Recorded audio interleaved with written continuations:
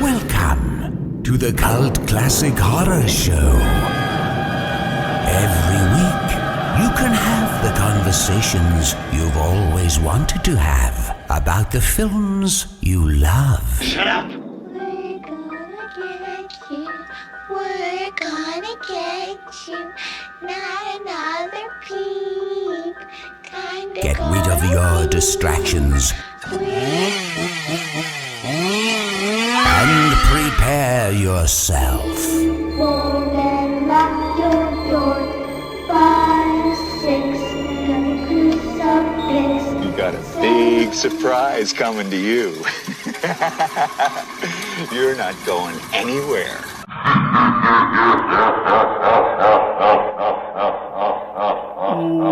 Welcome, everybody, to the Cult Classic Horror Show. Danny Bowden here with you guys. Scotty Bowden back with you guys. We are the Blood Brothers. And me.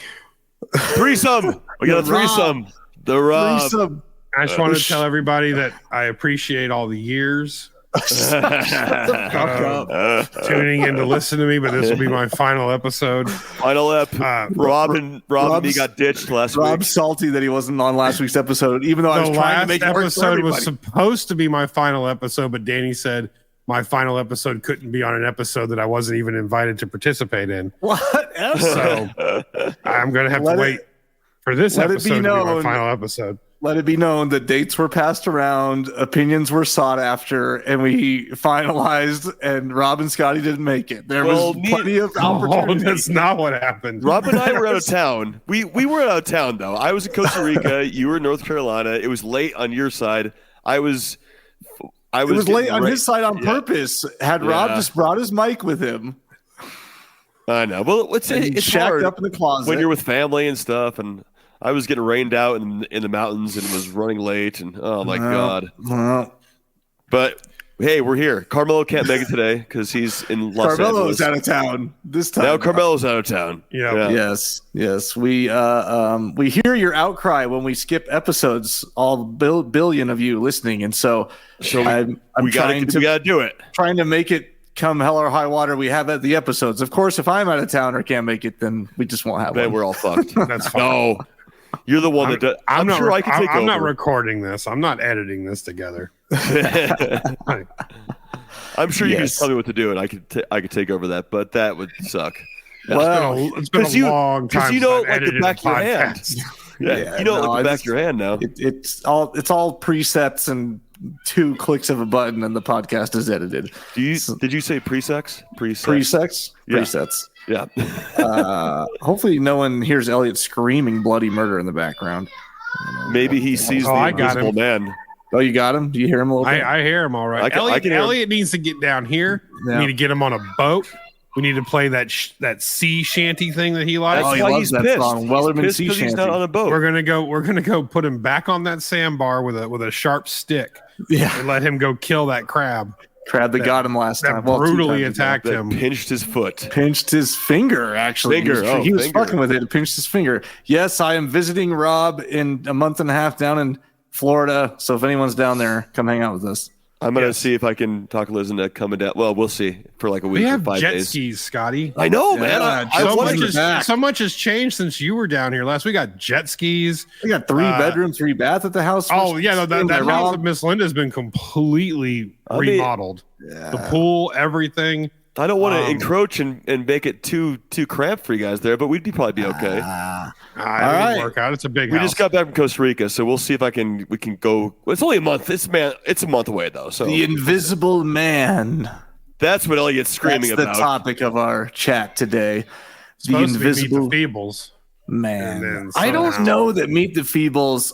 I'm not saying we shouldn't cover it, but it's not a horror movie. I don't think it is a horror movie. You hadn't seen I watched the preview. It's like a goofy action. But there's a lot of gross stuff in it. Okay. It's Peter Jackson. I guess it's as horror as this movie is. This one's only considered horror because it was a Universal Monster movie. Part of the Universal Monsters, yeah. Really? I don't know. The original, 1933. When you watch it, there's not much horror about it. It's just a just a guy that But you said you liked this one, right, Rob? I did like this one because it was way different than I thought it was going to be. Because, like, the Universal monster movies, in my opinion, are not very good. But this one was, I don't consider it horror, really. But this one was really good because the guy that plays the Invisible Man was just so out of his mind maniacal. Yeah. Like, I thought it was going to be a lot more like hokey than what it was, but I mean, like, it's really interesting.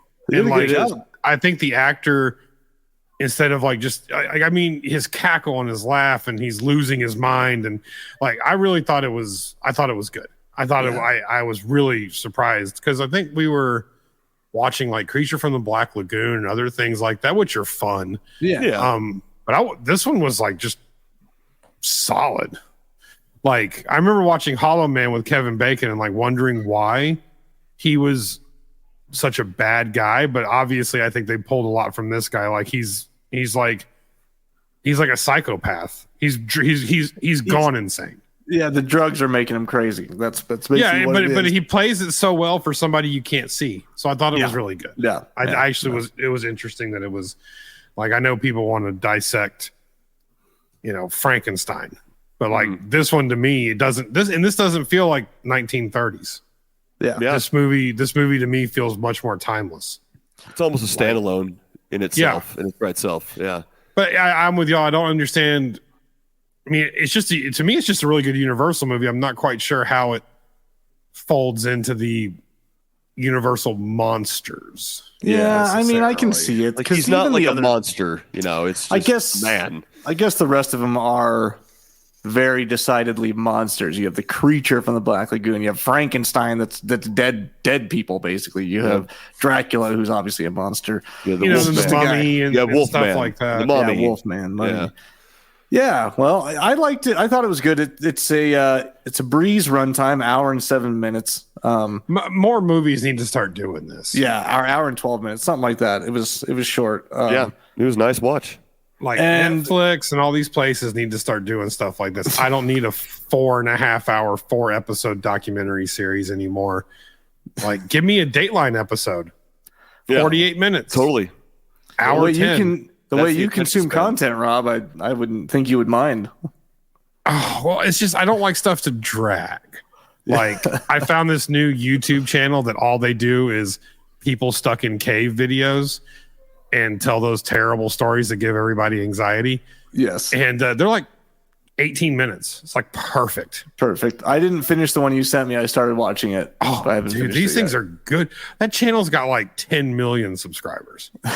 People just want to watch stories about people stuck in caves. Well, he also does other stuff too. He does like really cool shipwreck stuff and like cannibalism stories. They did like reenactments on it. I mean, that's top grade it's professional. Really good for a YouTube channel, but like ever since Danny and Scott, was it the Nutty Putty Cave? Yeah, that we were all dude, with that. Then y'all came was down to Thomasville, Tallahassee, and we watched that movie. Ever since then, anytime I see like a cave Instagram or TikTok, I'm like, I gotta watch this. Was that movie we watched based on that? Wasn't it? Yeah. All right. Well, let's cut back into the movie here. So, all right. Well, I want to give my thought too. I thought it was good too. I think it's a standalone Universal movie, and I was kind of wondering how they were going to make the Invisible Man invisible with being a 1930s movie, and I thought they did pretty good with. Well, we're going to talk about that. Yeah, so I was just saying I thought it was good, and there was some cheesiness, but I thought overall it was one of the better ones for sure. What are the numbers on this thing? Do you want to do a synopsis? Did you have, well, yeah, I guess I could do a quick synopsis. So you can take over and do it. Yeah. Sure. But I mean, basically, there is a scientist. I'm not going to be as good as Carmelo here. There's a scientist who has been experimenting in secrecy on his own, trying to figure out how to make himself invisible. He has done that, and now he's trying to make himself uninvisible. And that's sort of where we come into where the movie opens. So we see him on a country road in the snow, enter to the Lion's Head Inn, where he is trying to get some privacy to finish his work. Of course, we find out that he worked under a scientist who, of course, he's in love with his daughter, and they're searching for him and wondering where he's been for the last month. Where have you been, Dad? Where have you been? The innkeeper and all the people at the inn just can't leave him alone. He gets super pissed, freaks out because they're Keeps trying to bringing kick them him tea out. and food. I don't want any tea and food. Yeah, he's apparently not paying rent, so I guess that's the main reason why they want to kick him out. It's been a week. He freaks out on all of them, Spills shit on the floor. injures one of them, escapes. Now the manhunt begins.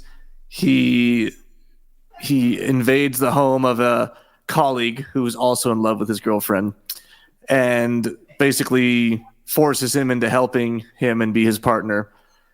They go back to get his notes from the inn, and then he tries to do it in secrecy, but the scientist who he's now using as his partner tries to call the cops on him and get the other scientist over there to help him out. So he betrays him, and the cops can't catch him because they can't see him. And see, can't see me now. Yeah, can't see. See, They devise a plan where the scientist that called the cops will. First of all, the Invisible Man threatens to kill him at 10 p.m. the next night, so they know that's happening. They bring him in. Yeah, 10 p.m. on the dot. See, They bring him in as bait. The Invisible Man goes to. They think they've tricked him because they made sure that no one could be there, and they've brought him in. Then they dress him up like a policeman and shove him out the back door so that they can then catch the Invisible Man. But the Invisible Man follows the colleague the whole time and ends up killing him. Then takes a nap in a barn where the barn owner finds him sleeping because he sees the hay moving, and gets the cops there. They surround the place. They light it on fire.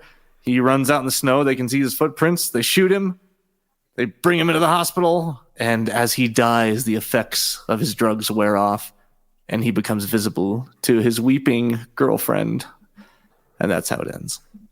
Pretty cool. Yep. Yeah. We get to see his face at the very end, what he really looks like. Great one. So I'll get some numbers here. Yeah. So get this. The Invisible Man was screened and released on October 31st, 1933 at the Kiva Theater in Greeley, Colorado. No way. Yes. No, the shit town of Greeley? It was. Can you No one hey, even- now come on, I think Greeley is a fine town. I don't Greeley think you ever went to Greeley. is only like 30 minutes northeast of us, so it's, And then I it's have crazy. definitely driven through Greeley. Yeah, you have. Greeley? It smells Maybe. I don't know. I don't cow think you would have pies. been out that Smells way. like cow pies I've been there. lost out there. Okay, I don't know. It's Maybe like I did. Okay, Because it's funny. It was screened and released in Greeley, Colorado. That's weird. Here in Colorado, just 30 minutes north of us. I can't Halloween. imagine what Greeley, Colorado Halloween. was like in 1933. On Halloween. I didn't know it even existed back then. It had the budget was $328,000. There's some mixed box office results, but the one here on Wikipedia says it did break records at the New York Theater for their 1932-1933 season. 80,000 patrons saw the film in 4 days, with 42,000 being collected during that week, leading to the film to continue screening it for a second week. Then the films moved into two theaters in New York, Radio City Roxy and the RKO Palace. It didn't do as great in LA, but once they saw the reviews from New York, LA did better. They were doing like 4,300 per week there, and it was there for like a few weeks. So overall, I think it grossed, over maybe 100,000 within that month. But then, of course, IMDb said it only grossed 30,000. So I don't know what to believe there. But it's almost silly to talk about the numbers on a Universal monster movie because they've made their money thousands of times over by now with all these Blu-ray releases and marketing and rides and everything. For sure, they've made their money back. But overall, it was a successful film. Okay. Well, it's written by H.G. Wells originally in 1897. It stays fairly close to 2 years before the town of Greeley was established. Oh, Really? was it 1899? Oh, sorry, my math was wrong. 1869. Its area code is 970. and it has a population of 110,000. 1869 is when Greeley was incorporated? That's what it says. Really? Wow. Technically, Okay. it's a municipality. Yeah. Well, you got the university. I guess the University of Northern Colorado there. So it is a college town. Yeah. Oh, I did not know that. Yeah. It's yeah. My mom went there. Yeah. Well, it says that it's a small community that maintains many fun and exciting community-based events. That just describes every community, every small community. Well, Longmont's basically described as like good food and lots of beer. Oh, okay. Yeah. There's Oh, hell actually yeah. like YouTube videos when I was looking at Longmont, Colorado. There's just like like Longmont's Chamber of Commerce. It's just like, come down here and enjoy the food and beer. Check Come out down the here and breweries. enjoy the hiking and beer. And beer. The craft brewery. Did I mention the craft beer? Do you like fishing? And they show like, a creek and fly fishermen and beer. Beer. Come get your beer here. Beer here. lovers, we got you covered. So, written by H.G. Wells, 1897. The rights to this book were bought by Universal. Actually, Universal bought the story rights for $10,000, but it was sort of floating around. But only after checking with what back then they called the trick department, which was headed by John Fulton for this film. Basically, all the practical effects, wanted to make sure they could be done, and he was like, "Yep, we got it covered." So they had 12 writers submit scripts for the screenplay, all changing the novel to a screenplay. Ultimately, R.C. Sheriff was chosen and hired. They had bought the rights for H.G. Wells' book, and then all these writers were submitting screenplays that were based on other books or stories of Invisible Men, or just coming up with their own. None of them really went after H.G. Wells' novel. So I don't know why. I wonder if That's weird. they just bought the rights and now maybe they were in the clear to create their own Invisible Man or without fear of copyright infringement. I don't know. But R.C. Sheriff was like, why is no one paying attention to the source material? And he wrote a screenplay for that. So some of the main differences is that the character of the father scientist, Dr. Cramley, and Flora, his daughter, are not in the book. Oh, really? The colleague, Dr. Kemp, who he threatens into helping him, he has a much smaller role in the book and is not like a main, antagonist or villain, or he's not really a villain because the Invisible Man's the villain, but just not a main enemy of the Invisible Man's. They beefed up his role and So he's not the Invisible Man's like assistant or like his partner. I'm not in it? sure what he is to the Invisible Man in the book. He's just not a adversary, really. I see. And Sheriff thought that they needed a total, complete adversary for him to be against, so there was more drama. Yeah, I can see that. It definitely helped out the movie. guys. Yeah, Oh, yeah. the guys. They had 4 different directors slated at different times, and finally went with James Whale, who we all remember from Bride of Frankenstein. And the original Frankenstein. Yeah, talking about. So, and speaking of Frankenstein, Boris Karloff was slated by the studio to play the Invisible Man, but there was this huge thing. They ended up not being able to afford him. Basically, he was getting paid this weekly rate. They were all contract actors back in the day for Universal, and we talked about this a little bit on the Frankenstein episodes and maybe even the Creature from the Black Lagoon episodes. But the Universal would just have these actors under contract, and then they would use them in tons of their movies. And I think they were paid weekly, whether they were currently filming something or not. They were just retained on contract, paid weekly, exclusively for Universal, and that's how it works. So Boris Karloff was under contract. But the Great Depression was happening, or it just happened. Things were tight. Karloff was, I guess, his contract had stated that he was about to jump from $750 a week to $1250 per week, and they couldn't afford that at the time. And he was going to accept some kind of thing where he said, or he came back saying, "Hey, well, pay me the normal rate, the $750 for this film. As long as you promise on the next film, I'm raised up to that $1250." And they couldn't even commit to that. So he walked. He like guarantee walked that. last minute. He's like, I'm not playing. I'm not going to do the movie then. For $750 a week. Yeah. I mean, that's but back obviously then a lot that back was then. like, you know, like Yeah, it's a that bunch. was a house. That was like $1 billion back then. Jeez, $12.50. Well, I mean, I'll have my calculator next to me, but yeah, probably a bazillion. Yeah, $1 bazillion. That's what it was. So were they paying Claude Rains the same amount? I don't know what Claude Rains' contract said. It was probably around that $750. Before Claude Rains, though, Colin Clive was offered the role. He played Dr. Frankenstein in Bride of Frankenstein. Oh, yeah. And the original, right? It was the same guy, wasn't I it? think so. Colin Clive? Yeah. I don't remember anymore. Yeah, I can't quite recall, but Not my Frankenstein. That's what I always say. he was offered the role. What was it? He was traveling. He had been in America. He's, I guess, from England. Had been in America for a long time doing films and was set to travel back home finally. And they offered him this role, even though he had plans to travel already. And he was just like, I'm leaving. Colin. Oh, damn, that's too bad. He was good. He was great. He was in both Frankensteins. Yes. Yeah. So they settled on Claude Rains. This was his first sound film. He had been in one silent film before this. And you talked about the voice.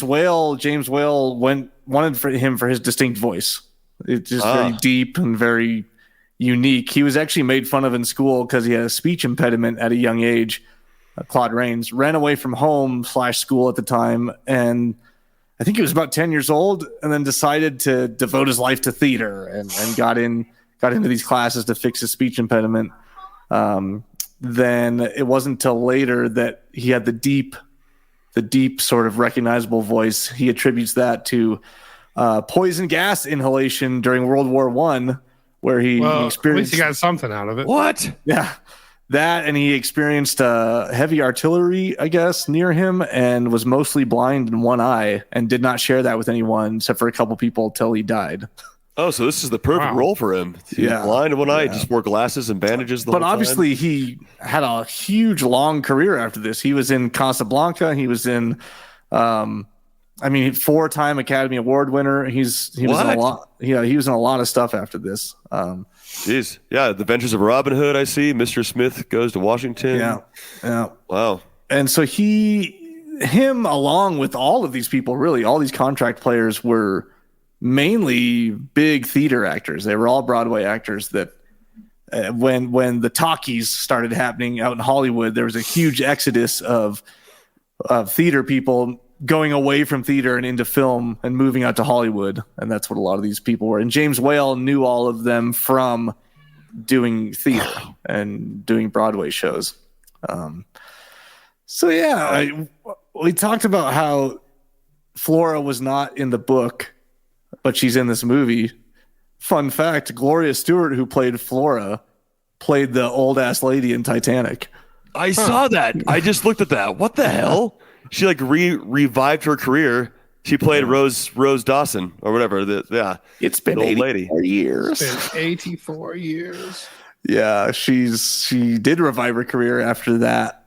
That revived her career, Titanic, and did movies into her 90s. I think she's probably dead now. Yeah, she is dead. She died in September 26, 2010, at the age of 100. Oh, geez. Yeah, definitely dead then. Wow. Yep. Crazy.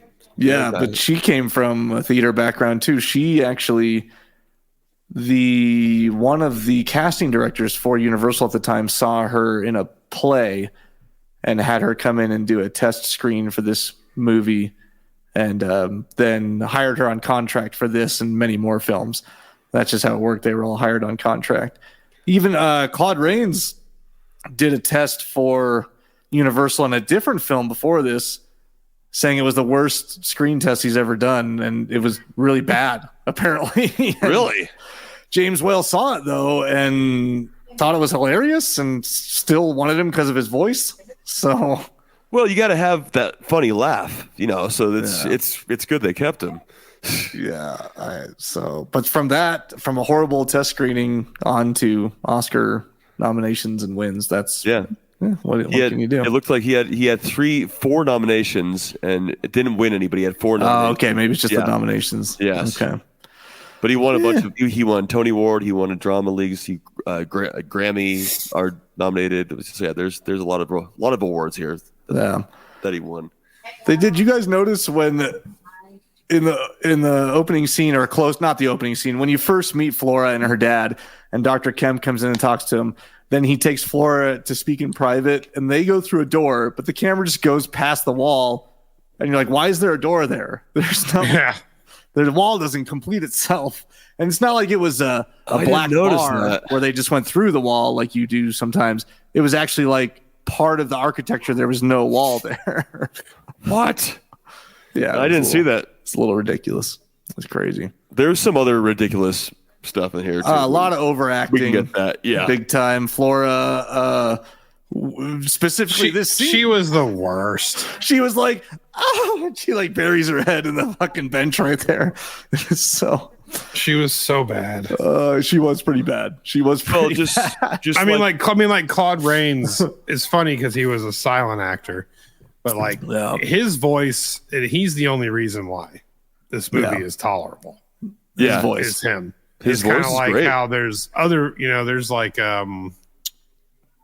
Vincent Price, who has the voice, but also he has the presence. And most Vincent Price movies are only good because it's a Vincent Price movie. Yeah, like this is it's like Claude Rains. Like, well, this and also makes the movie. Speaking of overacting and annoying noises, Una O'Connor played.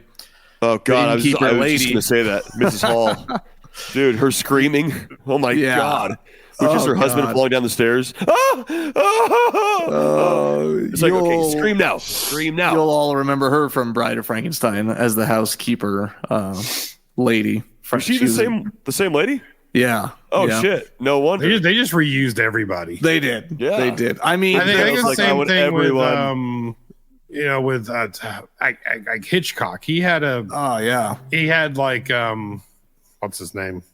Oh, the guy from Rear Window and Miracle on 24th Street. I can't think of his name right now. Jim, whatever, James, whatever. But yeah, like that's why he was in so many movies. Well, because the network, because like the studio was like, we're keeping them so they don't go. I guess because there's like a studio war.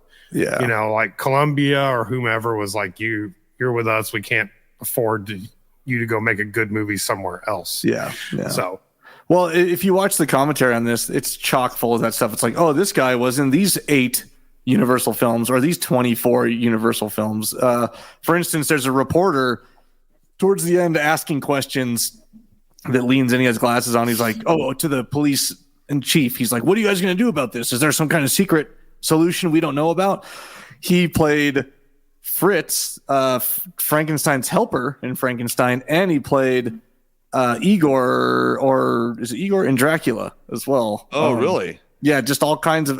Same within this film. The like it's all coming back to me now. The guy that comes upstairs, technically the innkeeper. Like Una O'Connor is sort of the innkeeper as well, but the guy she makes go up to kick him out. He's been in like 12 Universal movies and the Wolfman and all these a part in Frankenstein as well. Same with the inspector, who is pretty memorable in this with the very staunch British accent. He was in Frankenstein, Bride of Frankenstein, Wolfman. I mean, The Return of Invisible Man. All these people are in all these movies. Wow. So, jeez, yeah, it's crazy. But Una O'Connor, if you easy to work with, man. Yeah. Well, Una O'Connor, she had an interesting history. Basically, has been in plays since a young girl, and I think was part of like she was a part of. It almost sounded like a group of nuns doing plays or something like that. I don't know if she was a nun at some point, but either way, she was doing tons of theater before she got under contract at Universal, and was it her that? I think it was her or the other guy. Anyway, she did, tons of movies with them, eventually died in like 1958 at the age of 78. So she was pretty old in this movie, even you can see already. I'm trying to think. It might have been the guy. She's Irish from Ireland. It might have been the police inspector that comes in and is like trying to prove it all a hoax, but then Yeah. gets the ink. He dies. He's the first guy that dies. It might have been him or one of the other guys that basically joined Universal at a late age, maybe the age of 60 or 65 or something. Only was with them for 7 years, but did 80 films. Jeez. Goodness. Before he died. Yeah, it was crazy. It was Dudley Diggs. That might have been the guy. I'm not sure if that was him. Yeah, I think it is. Oh, God, he's got a ton of film credits on here. Yeah. So, yeah, it's just crazy how they all did that. But yeah, speaking of you were talking about the effects, and Rob, you mentioned it too. I mean, yeah, they did a great job. They did. Yeah, no, I mean, like it's actually, I mean, it's like the less is more thing with them, because I remember watching Hollow Man, and of course they tried to put CGI and stuff, and the Kevin Bacon Brolin movie, and it's not like this is just better. What's I mean, the newer one? Oh, this is just better. The newer one, there's The Invisible Man that came out like 5-6 years ago, right? That's the one with Elizabeth Moss. Yeah. Yeah. How about that one? Yeah. And he is in a suit full of cameras.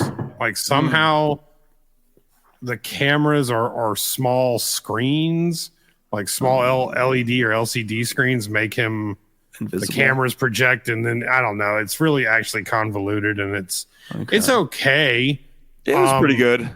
They again, like there's too much drama, and like what she gets. She's trying to leave him. Yeah, he's abusive, and then he sets her up for his murder. Yeah, somehow he's figured, you know what I mean, like a no-body circumstantial murder, and then he kills like 2 cops he's able to go into interrogation rooms. He's able to do all of these things. It was pretty good. Yeah, he like stays in the cell with her. Like, oh just, yeah, it's really how'd he weird. get in there? Yeah, it's like but it's like, but then why would he do it? Like, you punished her, you set her up for murder. Like, I would be in Tahiti now, letting her rot. You know, like your job's done, dude. Yeah. So like, it was a different take, and I kind of think totally that they different. did it. The newest one they did it better because he really is like a lunatic. Yeah. Like, but there's no reason for him to be. He's just a bad man. Yeah, so this one, they talked about it, the science. They gently grazed the science behind it. They just basically said, "Oh, he's mixing Which all is these perfect. chemical." Yeah, I don't want a lot of sciencey talk in my movies. He's mixed all these chemical compounds and come up with this thing called, the main ingredient being Monocane, that is a fictional drug that sucks all the color out of everything it touches, and he's now injecting this under his skin. And that's what's caused him to become invisible. But also the side effects of Monocane is insanity, is slowly driving him mad. Because they try to, which is like it turned the dog white, and the dog went crazy. Yes, it's a real side effect. Yeah, there you go. What does it do? Makes you go insane. Like cranky? No, turns you into an absolute psycho. Okay. In the book, I believe this isn't the same scenario. There's no mention of Monocane. It talks about, actually what it is it talks about he goes mad due to strychnine. And I don't think that has anything to do with the invisibility. The book expands on ways that he refracted light and mirrors and blah, blah, blah. And I think it gets a lot more into it. Like what you don't want, Rob. Yes, I don't want all that sciencey stuff. It almost had a Jekyll and Hyde feel, even like a little bit with how his shit goes wrong too. And he's a scientist. He spends all his days and nights working on the antidote. I don't understand the science behind that, or the science behind how they pull these shots off. Because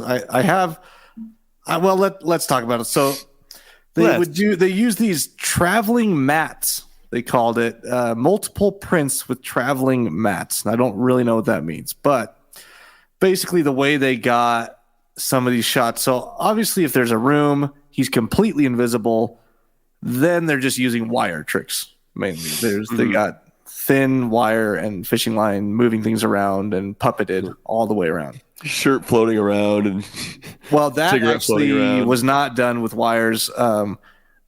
So the 2 things you just mentioned were still were not done with wires. The cigarettes, the smoke, the lighter. Well, like the beer glass being thrown. And beer glasses, doors closing, the books being moved, ink moving around, all that kind of, the chair moving and rocking, all that's wires. But the way they did so for the shirt, for instance, they had proposed using wires, but there would be no way to make the shirt be the form of a human. It would just sort of be a saggy shirt there. I suppose maybe they could paper mache a shirt, but then it just wouldn't move naturally, obviously. So the way they did anything like that was on a completely different day, completely different set. They had a totally black background, velvet black set. Then they took the actor. Sometimes it was Claude Rains. Many times it was a double, and covered him in black, wrapped him in black felt everywhere. Velvet, you mean? Velvet. And then they would put the item on that the Invisible Man's supposed to be wearing, whether it's a T-shirt or the robe, whatever. So he would just blend in with the black velvet. And they would blend in with the background, and then they would film that. It would have to be, I guess it was really tough because the head would be wrapped up with black, and they had a breathing tube going through his trouser leg up so he could breathe, and that was loud.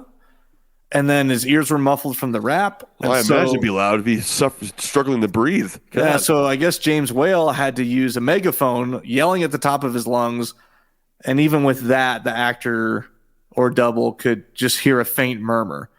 So they would rehearse it tons and tons of times. Then he would get wrapped up. Then in an interview, James Whale had said that by the time they had done 20 takes they were now sort of on their way to getting a good take, like just then. Jeez. Oh my God. So it must have been grueling to get finally, then multiple takes. So then past that, they would get that footage developed and viewed the next day, and there would be little imperfections. Maybe the camera would have accidentally looked down the shirt sleeve a little bit and seen something where they didn't wrap or something like that. And so what they did then is they went in by hand, frame by frame on the actual film, and used a brush with sort of a, what I want to say, like transparent ink, something that would work, I guess, and sort of hand touch up anything that was still looked off. And they calculated that they did that to about 64,000 frames. Oh my God. Jeez. Yeah, that's the whole insane. Retouched. And then I'm not sure how the process works. They take the scene where the people were reacting to nothing that was filmed normally, and with maybe some wire work and stuff in it. And then they take this other thing they filmed. They're able to sort of transpose it or onto each other, and that's how they got it to work. But one scene in specific just sounded like a nightmare. The director of photography described it. Basically, it's where he's looking in the mirror, unwrapping his face later on in the movie before he goes to bed. And so to get that shot, I guess they had to have the actor on the background is one shot, the velvet stuff. The actor in the mirror is another shot because it's like the reverse of it. Then the room in the mirror is another shot. And then the room he's standing in is like another shot. And because of the way that's set up, he had to make sure when he's unwrapping his hands didn't go in between him and the other guy in the mirror or something like that. It was just like the hardest shot ever. God, they could have just cut that scene. Man, God, they just there was a lot of like unwrapping. Like he had to wrap himself for the first time to see Kemp, just because so he could be face to face with Kemp. Like he could have just sat there and talked to him, but they went the extra mile, I guess, for the viewers to actually see him, change into the Invisible Man, then back to the bandages. So it was a selling point, Yeah, for sure. Unique at the time. It still looks amazing. It does. Yeah. There's some obvious things, like obviously the bicycle was on a track that's going on its own. Oh yeah. That's held up by wires above. The miniature use is a little obvious these days. The train wreck and the car going off the sure. cliff. Actually, the car off the cliff could have fooled me, but the train the car off the cliff might have been real. No, it wasn't. I mean, it wasn't. I know that it wasn't. I now know that they were both miniatures. The train was obviously a miniature in the movie. You could tell that. But the car, you could have maybe fooled me a little bit. So yeah, and most exteriors were filmed on the back lot at Universal as well at the time. Okay. And then the way they did the snow footprints was a little laborious too. They had a trench dug underneath the snow where the footprints would appear. And then they had below that trench, they basically, I think it was a piece of wood with footprints cut out, but then replaced back in, and poles holding up those cutouts that were then placed back in their spots. Wow. And with ropes tied to the bottom, the poles would extend down to the bottom of the trench, that's what holds it up. Then they had loops, like ropes tied to the bottom of each of those poles, and they would just yank them out as and then the footsteps would appear in sequence. What? Because those cool. those cutouts would drop out, and then Make a void. I don't think it was real snow. I think it was like dirt they were using, and White that dirt. would then easily make a void where it dropped out. That's pretty cool. But then there would still be like a thin layer of dirt that was white, or maybe it only dropped down like an inch or something. Yeah, and it would still have the print on it. That's genius. The Holy thing crap. that the commentary pointed out though is the footprints looks like he has shoes on, and if he had shoes on, you'd be able to see the shoes. Oh yeah, it totally does. Okay, again, we need to get into all the science. Damn behind it! this. You just ruined it. It did look like footprints. They should have been barefoot because he's naked the whole time. I know. But how do you make barefoot cutouts? I guess you could get the toes. I don't know. That'd be tough. Yeah, it would have been tough. So. Yeah. Well, I didn't even think of that when I was watching it. I didn't either. Now that you told me, I'm like, oh yeah, he should be naked. So that was cool. And then pretty much the last thing is that for that end scene where he's in the bed, they made that pillow out of plaster. And so it's indented it's a plaster pillow. And then that was the biggest indented pillow I've ever seen. And his clothes were paper mache, like his body was paper mache. And then they had to to see him fading back to himself, they started with a shot of a skeleton, a real skeleton.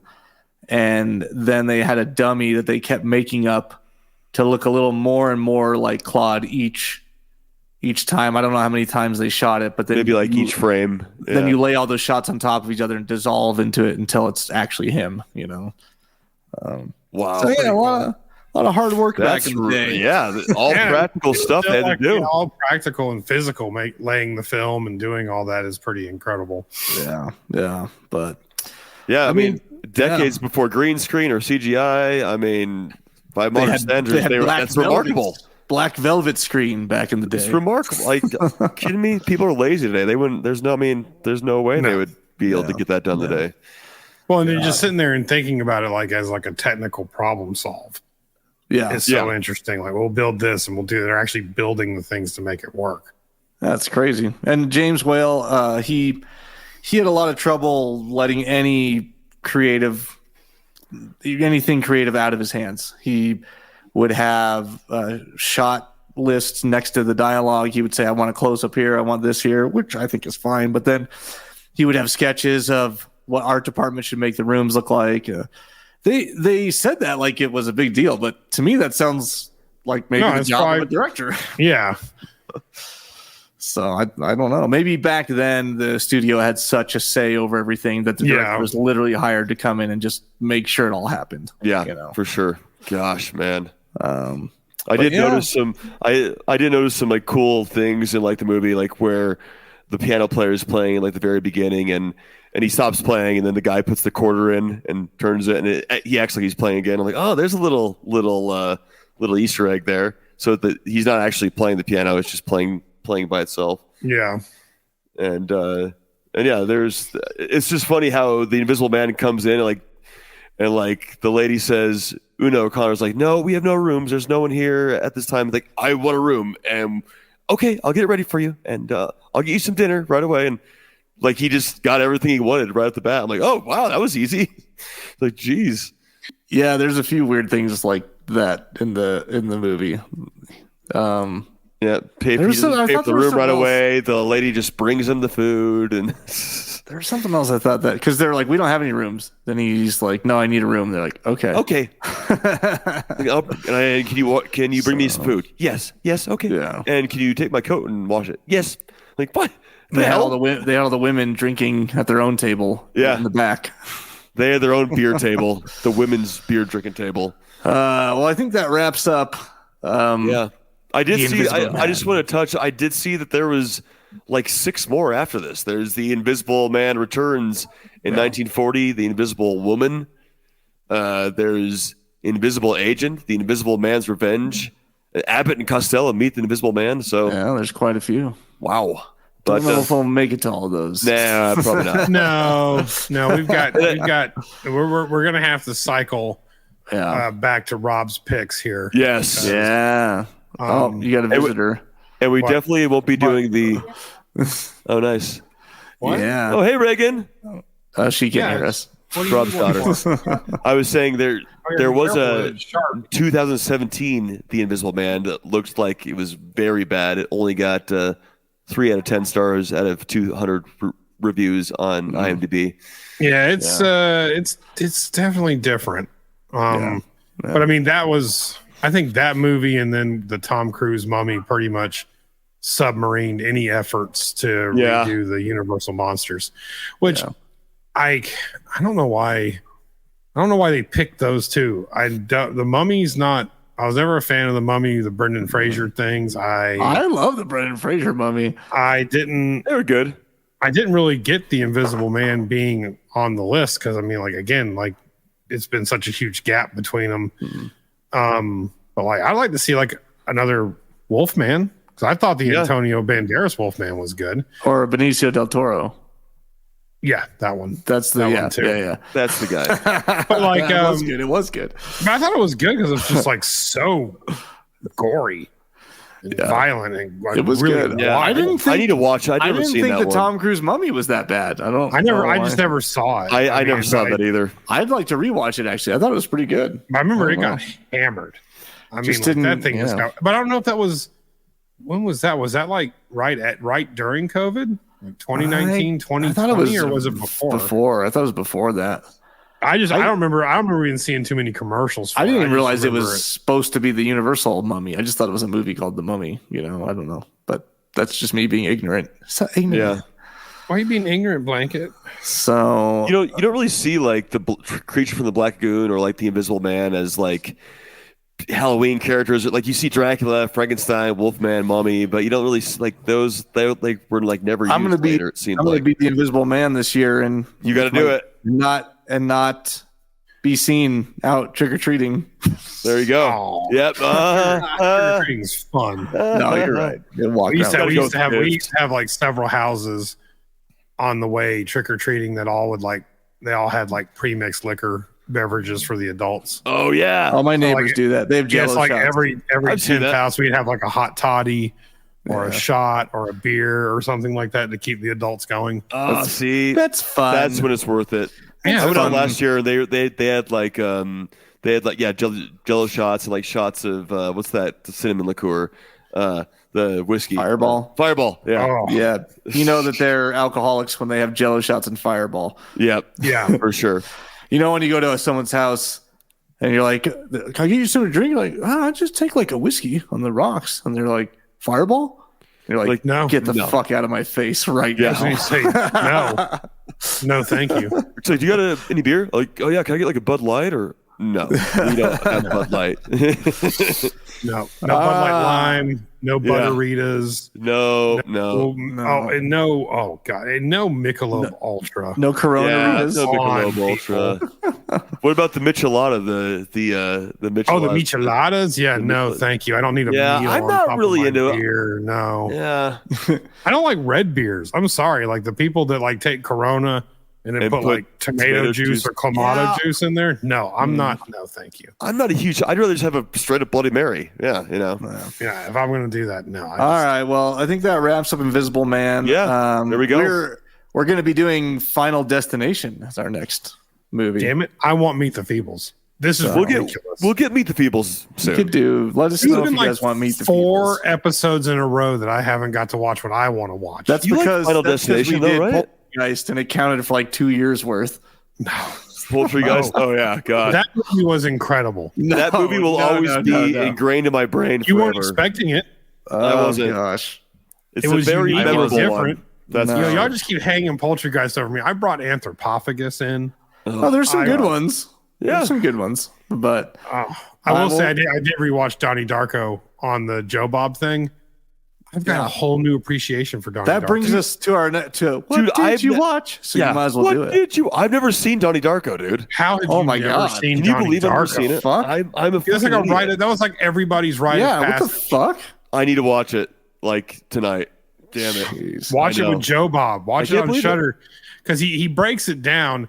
I remember watching it as a teenager and not understanding it at all. But then we watched it as an adult, and I'm like, oh, I get this. I Like, need this, to is, rewatch this is not then. bad at all. Is it And something we Joe watch? Bob breaking it down is really fun to watch because it's and of course it's Jake Gyllenhaal, and I love Jake. Yeah, I I like actually Jake bought Jake Gyllenhaal, too. Gyllenhaal's cologne.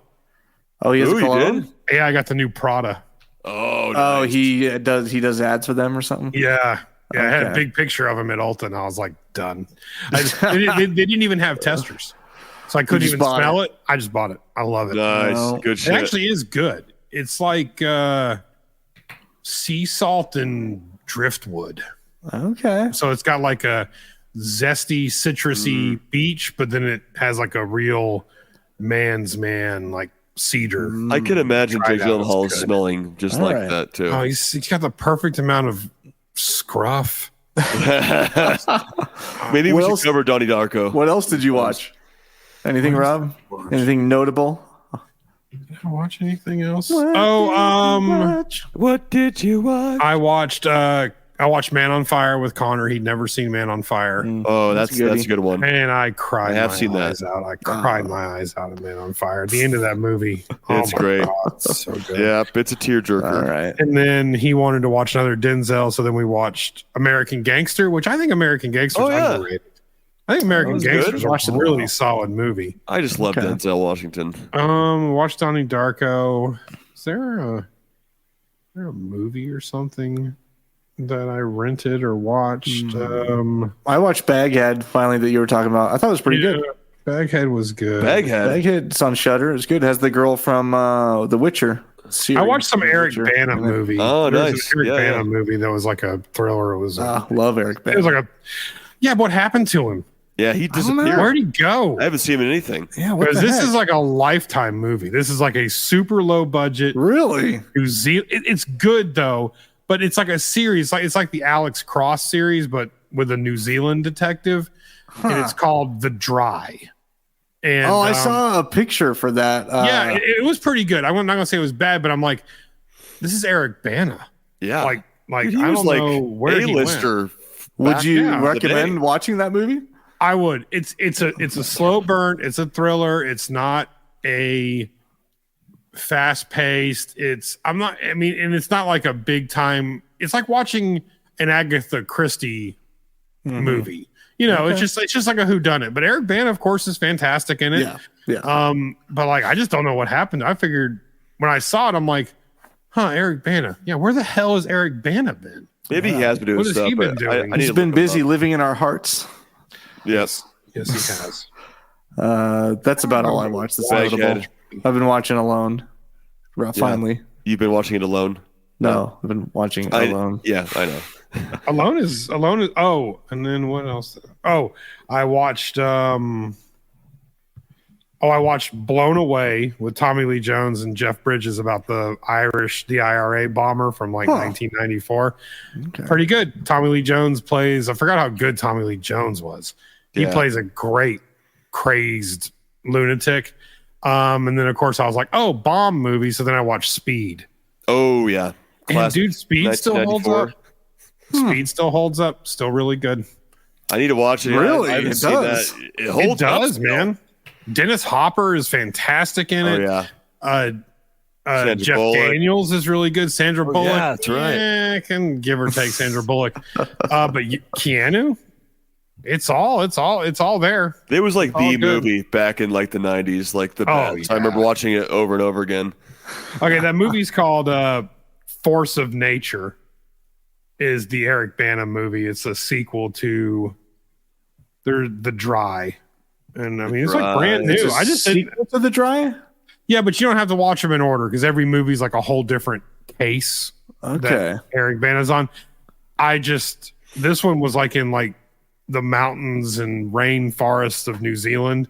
It just kind of appealed more to me, so I gave it a shot. But I'll definitely watch the other one. Like I said, it wasn't bad. It's just like what happened to Eric Bana. Yeah. I don't know. Yeah. Well, I watched on the airplane ride from Costa Rica. I watched Dracula Untold. Finally, that Danny recommended. It was freaking good. That's man. a good movie. It's on Netflix right now. Go watch it on Netflix, guys. It's good. That's a good movie. Luke Evans is great. Our buddy Zach McGowan's in it, and it's I mean all around it's a very good story. There's some gore in it, and it's like it's like a story you've never heard of Dracula. You know. I tried to watch Immaculate. That was the one. That's one. Yeah. You were saying that you watched that. Dude, How was it? That movie lulled me to sleep. I mean, Really? I passed out. It wasn't quite as good as I thought it was going to be. I guess I won't watch it. woke up to Savannah yelling at me because something was disgusting happening at the end of it. But like, it was. I mean, like I've watched slow burn, boring movies, but like something about the tone and the acting and the soundtrack, dude. It was like taking a Benadryl.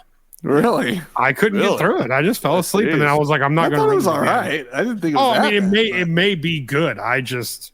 It didn't grab me in like the first 45 minutes, and I just passed out. Sydney Sweeney. Yeah, that's right. I saw pictures for that.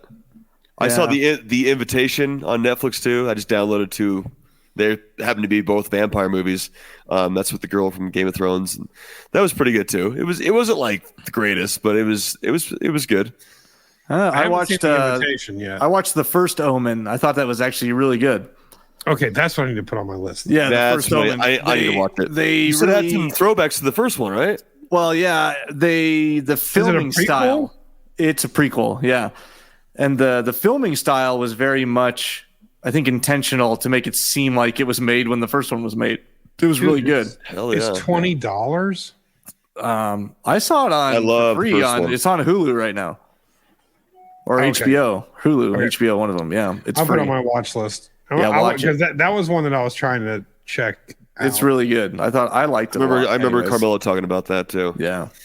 So, well, I think that wraps Sweet. us up, guys. We got that going. We got Final Destination next week. Make sure that you go leave us good reviews on Apple Podcasts and everything out there. Follow us on all socials. Yes, we yes. still want to give free shit out. I didn't really notice too many. We gave some out recently, but I haven't noticed any more really takers on all that. So if we see that you're interacting, sharing, leaving a review, I didn't check the reviews though. I'll check the reviews this time, and we can send you a t-shirt or something. So we'll try to give some out for free every time. Awesome, guys. Well, thanks for joining us. We'll catch you next time. Catch you next time, guys. Laters. Don't you blame the movies? Movies don't create psychos. Movies make psychos more creative.